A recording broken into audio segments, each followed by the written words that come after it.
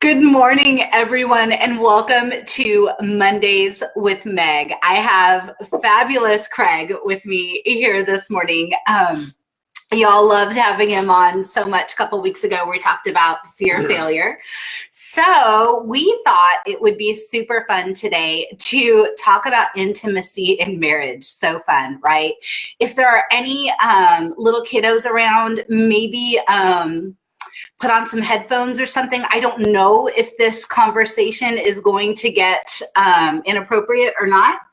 Probably not. We're going to try to keep it PG if possible. But if you're not comfortable with that, please just go ahead and put some headphones on so we don't have any issues. But so I do have my husband, Craig, with me here this morning. He is a success coach. He is also a vice president of sales for a venture capital firm. And we have been together for almost 17 years. Almost 17 years. We've been married for almost 15, right? Yes, it'll be 15, August 1st. So we are not experts by any means, guys, on intimacy in marriage, but we are not afraid to have this conversation. How about that? So we've had a couple people ask some questions ahead of time. So we're going to do those. We also want to answer any questions you might have. So if you are on with us live right now, if you have any questions at all, please go ahead and put them in the comments and we'll answer as many as we have. But then we also just want to have this just great, authentic conversation with you. So should we share maybe a little bit of our background? Go for it. Oh gosh, you might need to help. So Craig and I, let's see, when we started dating, we were, we're both separated from our spouses at the time. This is both of our second marriages. Why are you looking at me? You know that's true. Well, I know. I don't know. So anyway, this is second marriage for both of us. I was married for a year and a half. Craig was married for 11 years. Something like that. Something like that before we got together.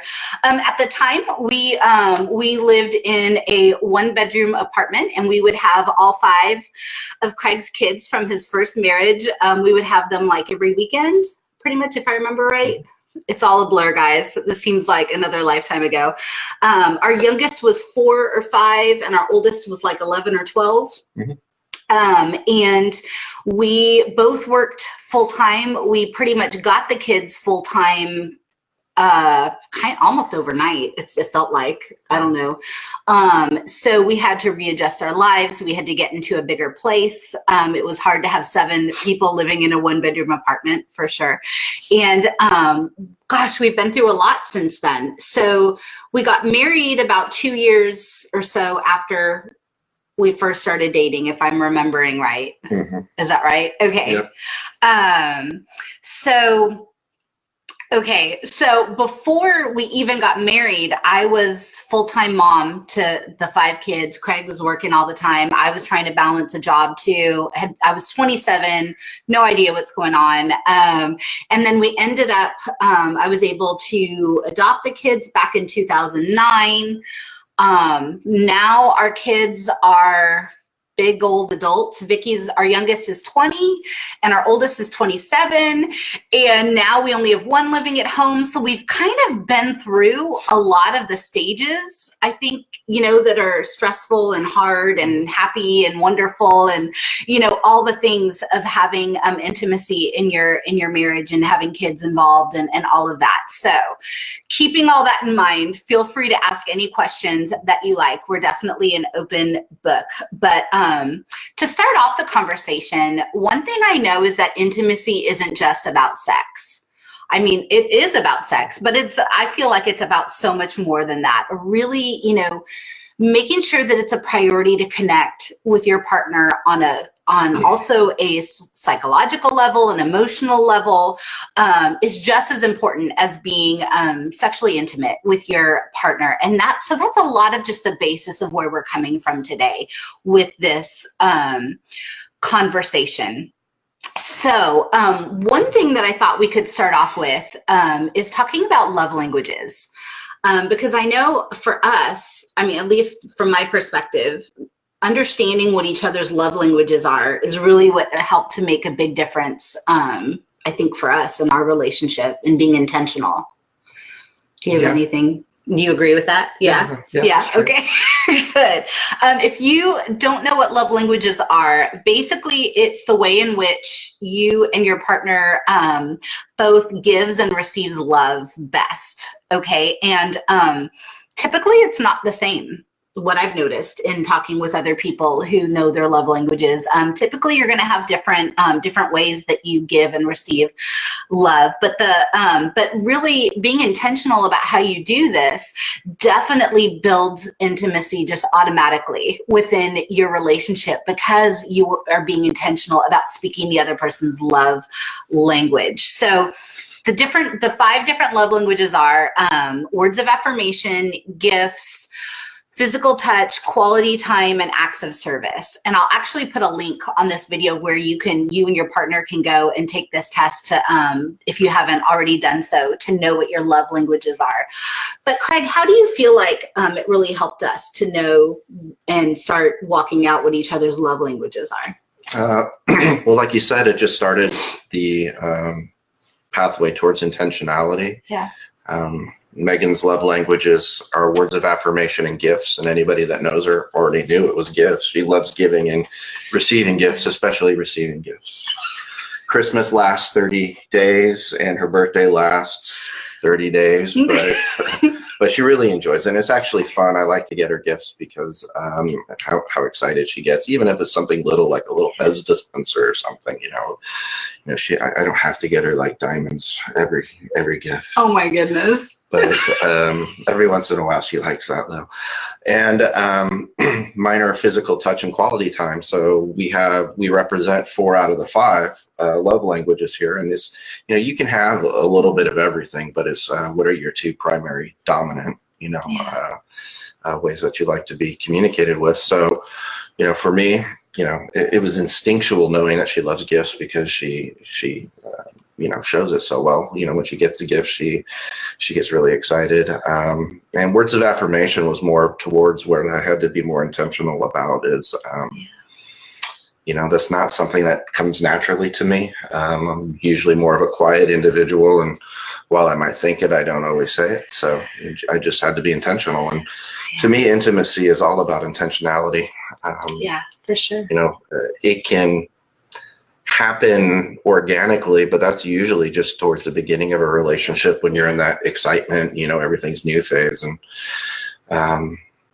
one of the questions that somebody asked was, well, how do you keep it from being same old all the time? Cindy, yeah. Yeah. So, that's how you do it. You be intentional, you make plans, you don't just, fall into the same pattern. If you feel yourself falling into the same pattern, just do something different, but you have to be intentional about it. Yeah, for sure.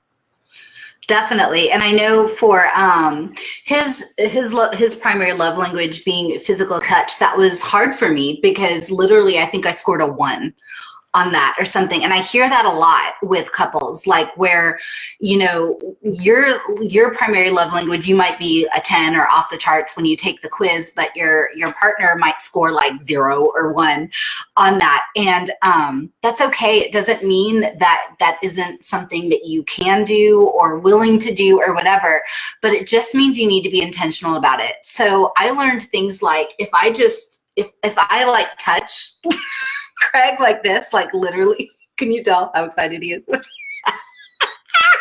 But seriously, if we're just hanging out watching TV, something like that, if I just touch his arm, like literally he comes alive. It makes him so happy. It brings him so much joy and helps us be closer together and more intimate. So even just paying attention to those kind of little things, me holding his hand or like I have my arm around him right now, doing that makes a big difference rather than if I was just sitting like this, knowing his love language is physical touch. And so just making sure that you are more intentional that way. And I will even say, like, when the kids were younger, we even had them do the test to figure out what their love languages are. And it was really helpful to even be able to love them well differently because all their love languages were different. So even friends that are close to you, just in building intimacy and just any of your close relationships, I just think love languages is a good way to go, a good place to start, if you're not sure where to start on what to focus on. So another question that somebody asked us that I think is super appropriate is, Kate asked, how did having kids change the way intimacy looked in our relationship?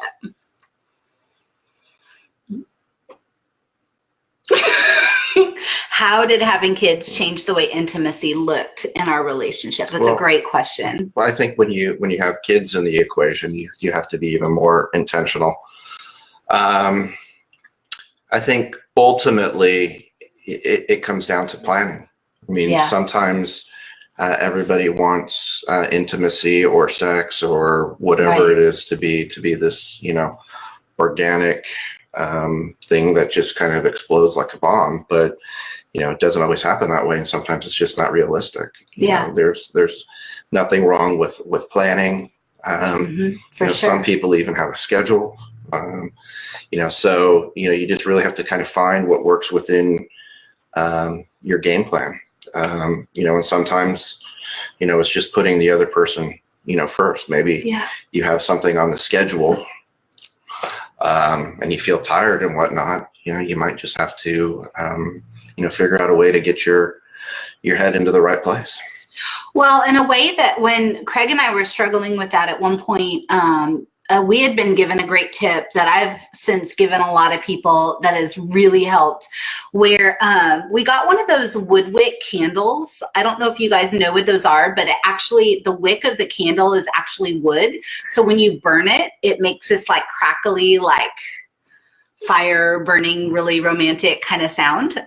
Anyway, we got one of those candles and we made a deal that if at any time, if one of us lit that candle in our bedroom, so if we went in our room and that candle was lit, that meant we wanted to be intimate that night. And so the other person could even get into that space if we weren't in that space of maybe all the demands of the day with the job, with the kids, with all the things, right? That was a way we could communicate it without even saying, that I want this or whatever. And man, that was helpful.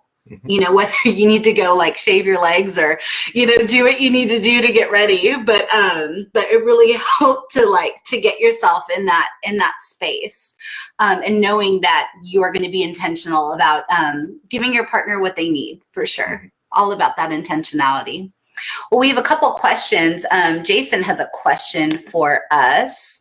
He said, with 5 kids and full-time jobs, how did you find the time to get quality time and the privacy for intimate, deeper conversations and physical touch? That's a great question, Jason. You want to start? Well, there's always time. I mean, there's this misnomer or this feeling and belief that everybody doesn't have enough time for everything. Well, that's not true. It just comes down to what you prioritize and what you make important. Is it more important for you to Netflix without the chill? I don't know. Maybe you have to, focus on the chill part. Maybe instead of Netflixing, binging for 4 hours, maybe you do for 2 hours, and then you make time, for more intimacy or romance or whatever that looks like in your life. But again, it comes down to intentionality and kind of having a plan and knowing what you're doing. It doesn't have to be written out in a day planner. Maybe it's just something you guys have a conversation about. Sure. And there is time for spontaneity too. I'm not saying everything has to be planned out, but if you have a situation to where you find yourself, competing with other interests and other things that are going on, that's probably what you have to do. Well, and I would say too, though, it made me think about when we were in that season where you were traveling a lot for work. He was literally we had a bunch of teenagers at home, and he was literally traveling every week, Tuesday to Thursday, Monday to Thursday or something. Yeah. He was gone a lot, and we were both working full time. We had so much happening. And, when I think we really tried hard to be intentional during that time to connect, even with him gone so much. And now I just think if we would have had FaceTime then, You know what I mean? Like now we have all this technology that can really help, even if you're not physically together, but that you could actually FaceTime with each other and have time together, even if you're not physically together, rather than, just talking on the phone or texting, but really having, more of an intimate connection, even if you're not together. Because I would say that was probably our most challenging time. With all of that, probably was when we had all that going on. But yeah, for sure. Thanks, Jason. Great question. Another question that we have from Brandy here. She says we're sweet. Oh, You're sweet, Brandy. You're sweet. Thank you.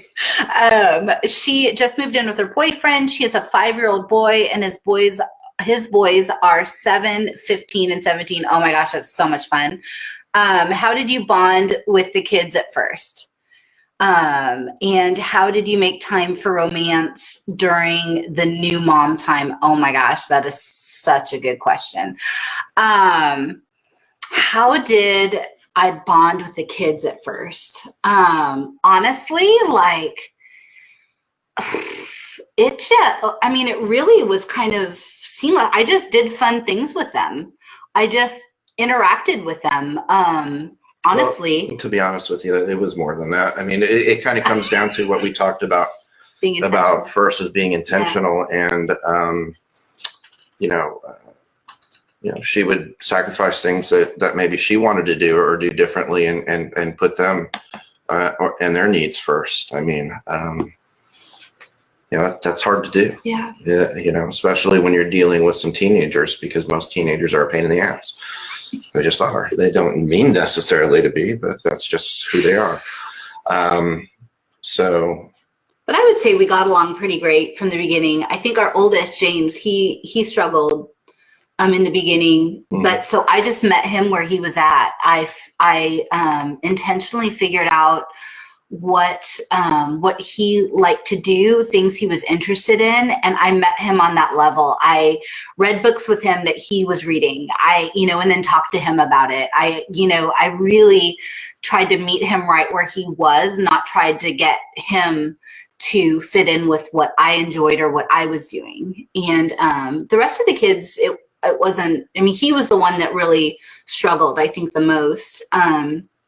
But that's how I would encourage you, is to really, take each of these kids as individuals and what they individually are naturally, just love and things like that, and just meet them right where they are. If you can, I don't know if people still volunteer in classrooms. I did that a lot. I went and I played with them at recess. I played their, silly, fun games. And I really just tried to be a kid with them at the same time as being an authority and parent and all of those things. I never thought about it before. So thanks for asking that question. That's interesting. How do you find time? For romance during that new moon time, new mom time. Sorry, not new moon, new mom time. Gosh, well, we did have times where we didn't have the kids.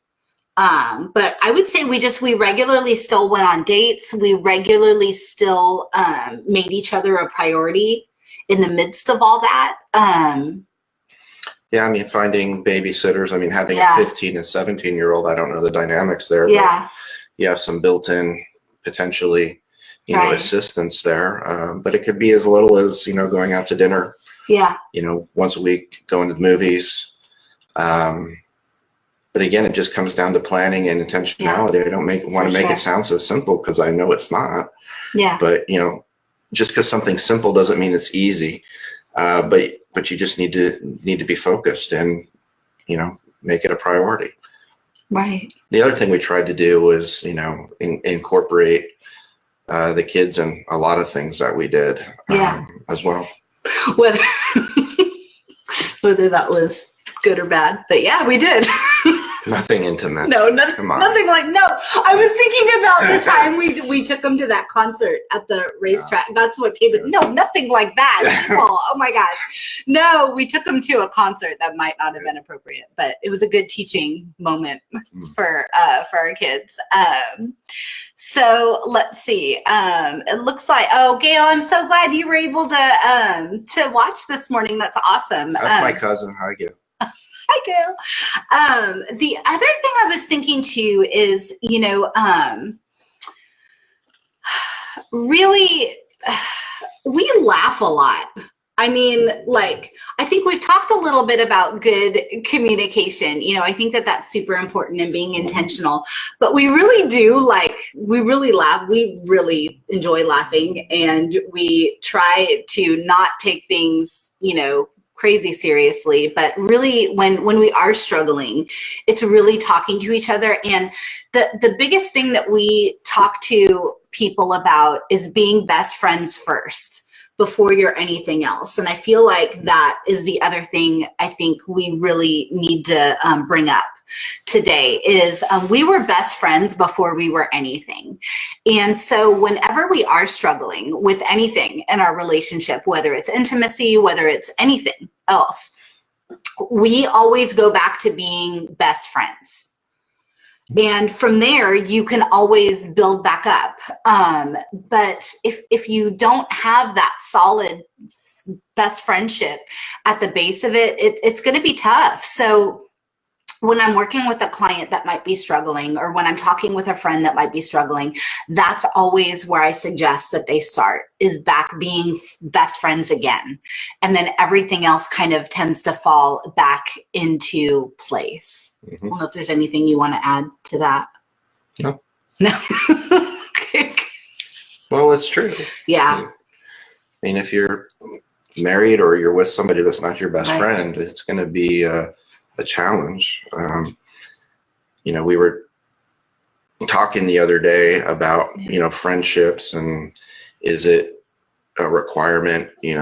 Women tend to have deeper friendships than men do, I guess. So I've been told, which is accurate. And, but the deepest friendship you should have is with your partner. For sure. Mm-hmm. Yeah.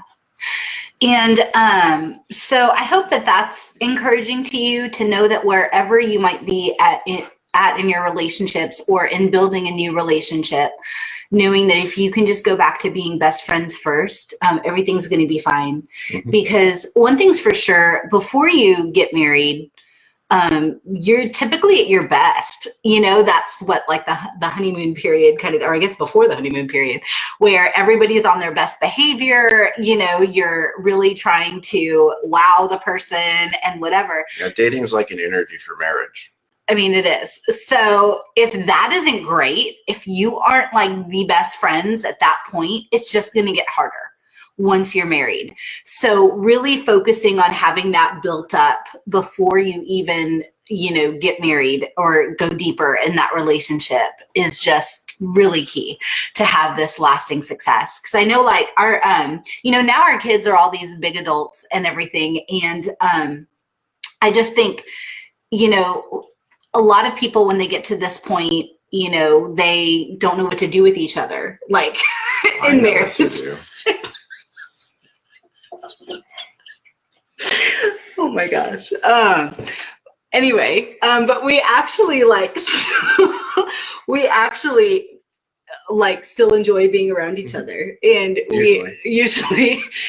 we still have a good time. We still like to try to do different things together, tried to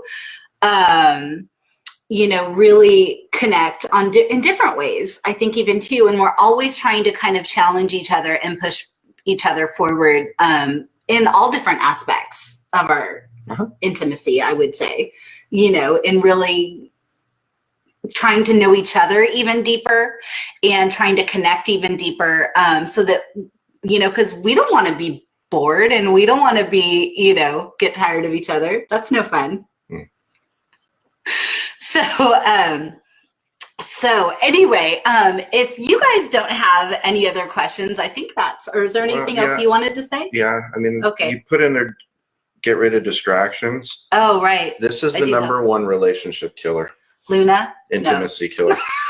It's this right here. Not Luna. It's like when you're together and you're being intentional about it, put your cell phones away. Yeah. Because we even struggle with it. One of the things that makes me mad is, if we're together on a date and, it could be innocuous, right? Your phone buzzes and there's the instinct is like, oh, what's on my phone? And you check it. I'm like, come on. And I do the same thing. So it's not just, Megan that I'm calling out. I can call myself out on the same thing too. Put the stupid things away. Put it in your purse, put it in your jacket. A lot of times I'll have Megan put my phone in her purse and it's like, let's just be together, otherwise just forget it. Yeah. So really think about what those distractions might be. And it could be different. Maybe it isn't your phone, but if there are any distractions, it's not worth it, guys. It's just not worth it. Get rid of them. Thank you for bringing that up. One other suggestion that I'll give is there's a time period when I was traveling that helped us quite a bit was the book, The Love Dare, because it's all about intentionality, it's not necessarily about Kirk Cameron in the movie or, it has Christian themes, but it isn't even necessarily, anything that needs to be specifically religious, but it's all about intentionality and having a plan and putting the other person forward and, sacrificing.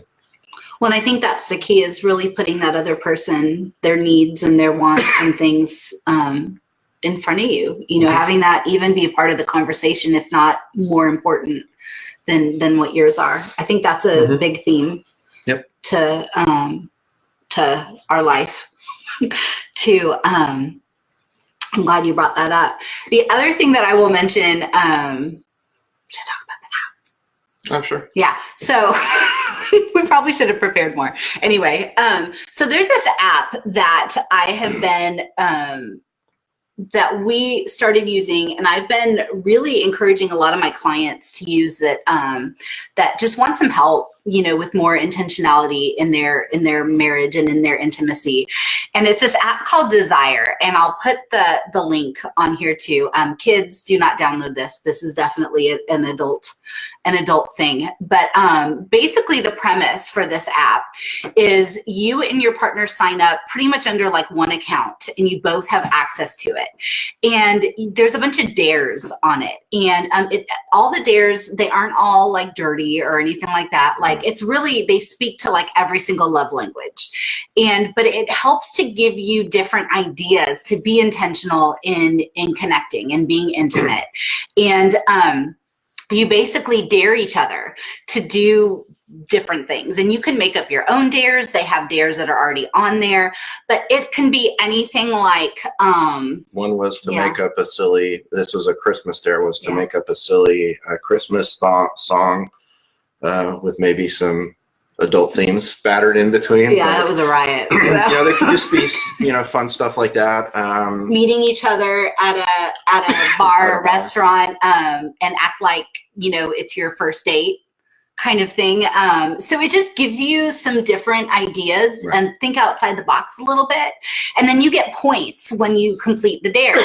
And the more points you get, it unlocks more dares. And so we've really enjoyed it. And a lot of my clients are loving it. If that's something you think might be fun for you and your partner, please just give it a try. It's not going to hurt. If anything, it might give you some new ideas and how to just maybe connect in different ways. It's been a riot over here. I'm going to share the Thanksgiving story. This was so funny, you guys. So we had just downloaded the app around Thanksgiving, and all our kids were here under our roof for Thanksgiving. And I had dared Craig. They do like seasonal dares. And it was finding the wishbone in the turkey. And then you would, whoever got the bigger end of the wishbone was the one who decided kind of what you were going to do that night or whatever. And so Craig was so excited about this, right? So we have dinner, we're done with the turkey, we're all sitting down, we're going to like watch a movie, and Craig gets up and he is like visibly upset and he's like freaking out, and he runs in the kitchen, and the kids had done all the dishes, they had taken care of everything, and that included getting rid of the wishbone in the turkey. Yeah, they took the turkey carcass and dumped it in the dumpster. So he was like, no, because he couldn't do his dare. He wasn't going to get the points. And none of the kids knew what was going on, but we were dying. Like, it was really funny. So anyway, it could just be fun, guys. And the other thing we enjoyed was for Christmas, one of the dare options was to give each other a naughty stocking. And that was super fun, guys. We enjoyed that a lot. Anyway, I hope you find that helpful. Mm-hmm. The other thing I will say is if you have kids around, make them squirm. Guys, don't be afraid to love each other in front of your kids. Now, obviously keep it appropriate and everything. But I mean, your kids need to see that. They need to see that you holding hands and, and that you love each other and adore each other. And you're modeling what they're going to view a relationship in the future. So you're always on stage, and it's just the reality of having kids or kids around you. Yeah. Mm-hmm. So I think that's all I have. What I want to know and what I think Craig wants to know, leave us a comment. Tell us what you're going to commit to this week with intimacy with your partner, or even in just close relationships that you have. What are you going to commit to in building that intimacy?